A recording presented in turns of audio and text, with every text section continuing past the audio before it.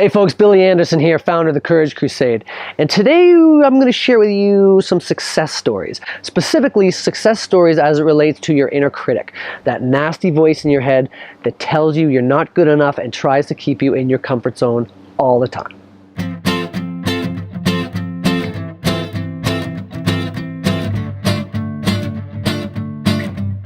We all have this pesky voice. I do too.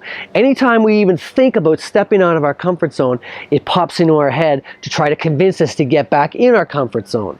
It says things like, you're not good enough, this isn't going to work out, they're going to see through you, these people are smarter than you, who do you think you are? It says a whole whack of nasty stuff. Mine does too. I especially see it in any kind of leadership position, whether it's even as a parent and you're leading your family, or you're the coach of a team, you're leading the team, you're leading an entire organization or a department within an organization.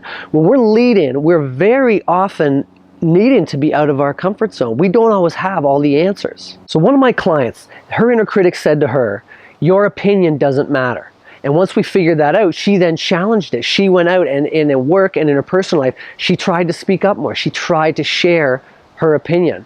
It's always going to be scary for her, but every time she does it, it gets a little bit easier. Another client of mine had a feeling from his inner critic that he wasn't wanted, that people were happier when he wasn't around.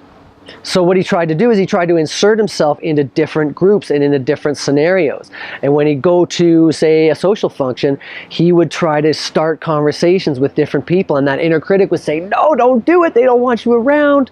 But he would do it anyway to build that courage muscle and put the inner critic in its place. Another very common one is to feel incompetent. And I see this a lot in business with people who went to school for one thing and then in their professional career ended up doing something different. And there's always part of them that feels like they don't belong here. They're not competent enough to be here.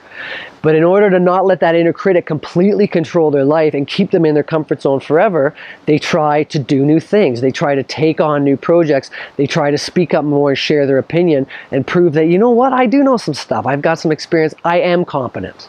And then there's me. My inner critic says, don't be yourself or people will think you're a goof. I'm a pretty fun, playful, goofy kind of guy. But anytime I want to do that, it says, no, no, no, don't do that. People are going to think you're an idiot. You want to look smart. You want to look professional. You can't be silly. You're not a child anymore. But being playful is part of who I am, and it adds value to the services that I bring to people. And that's why I have this goofy mustache. It's to look that inner critic in the eye and say, no, no, I can be goofy, a little bit goofy, and still be myself. I still matter the way I am. I can still have my unique dent in the universe. I want you to remember that fear stands for false expectations appearing real. Your inner critic will try to convince you that whatever this thing is out of your comfort zone that you're thinking about doing is a bad idea. But we build that stuff up and it's rarely as bad as we think it is. So that's it. Show the inner critic who's boss.